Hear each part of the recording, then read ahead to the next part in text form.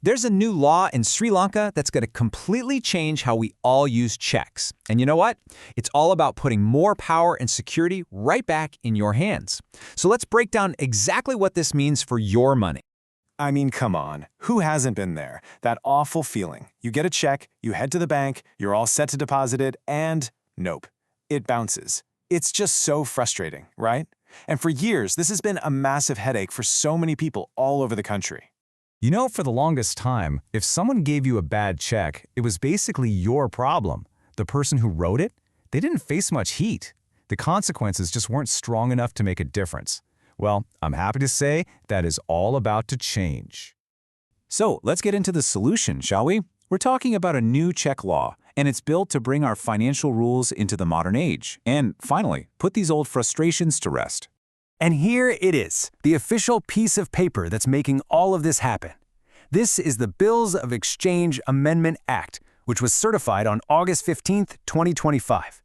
It might look like just another legal document, but trust me, this one piece of legislation is the bedrock for all the really powerful changes we're about to get into. So what's the deal with this act?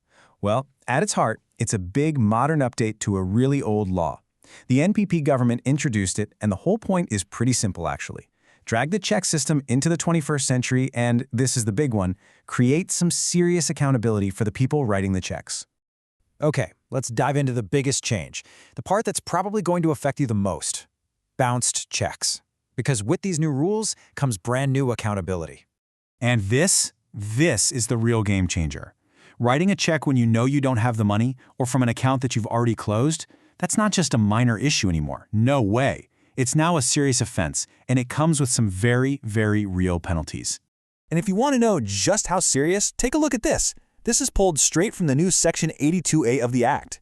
We're talking a fine that's the same as the check amount, or, get this, up to 2 years in prison, or even both.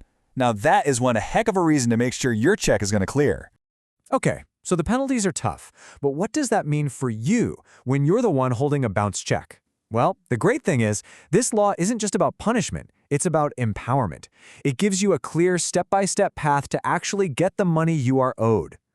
And here's that path to payment, laid out nice and simple. It's a clear 4-step process. First up, you present the check. If it bounces, step 2, you've got 90 days to send a written demand for payment. Then, the ball is in their court. They have 90 days to pay up. And if they don't, step 4, you can file a case directly in the magistrate's court. It's so much more straightforward and puts the power right where it belongs, with you.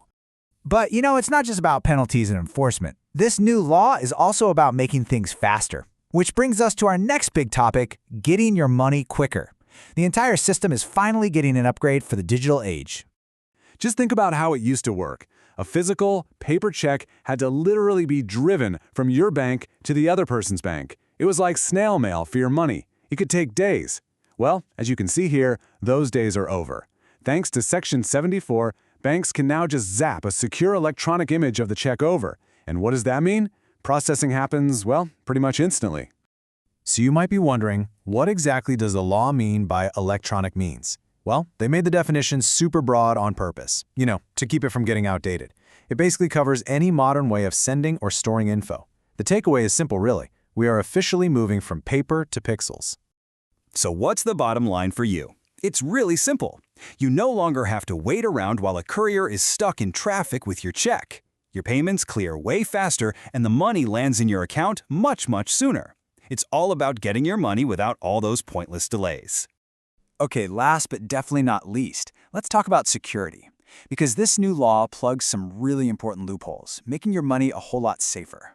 You know those words you always see on a check, account payee or A/C payee? We've all seen them a million times. Well, guess what? Under the new Section 81, those little words now have some serious legal muscle. They officially make the check non-transferable. So how does that actually protect you? It's brilliant, really. It means that a check with your name and AC payee on it can only go into an account that has your name on it. That's it. Nobody else can just sign the back and cash it. So if it gets lost or even stolen, it's pretty much a useless piece of paper to a thief. Just those two little words now act like a powerful security lock for your money. All right, let's pull all of this together. We've gone over a lot, so what does this new law really mean for you day to day? Let's recap the key takeaways. This really sums it all up, doesn't it? You've got harsh penalties that are going to make people think twice about writing a bad check. You have a clear legal path to get your money back. You've got electronic clearing, so payments are way faster, and that AC payee rule makes your checks so much safer. Look, these are not small adjustments. These are real, solid improvements to your financial security. And that, right there, is really the whole point. This isn't just a bunch of complicated legal stuff. It doesn't matter if you're a small business owner, a freelancer, or an employee. This law gives you more power. It means more speed, more security, and a much better chance of making sure you get paid what you're owed, period. Honestly, this law is a huge step in the right direction. And it really gets you thinking, doesn't it? As our entire financial system keeps moving online, what's next? What other digital tools do we need to make our lives not just easier, but also more secure? It's definitely an exciting time to be watching all this progress happen here in Sri Lanka.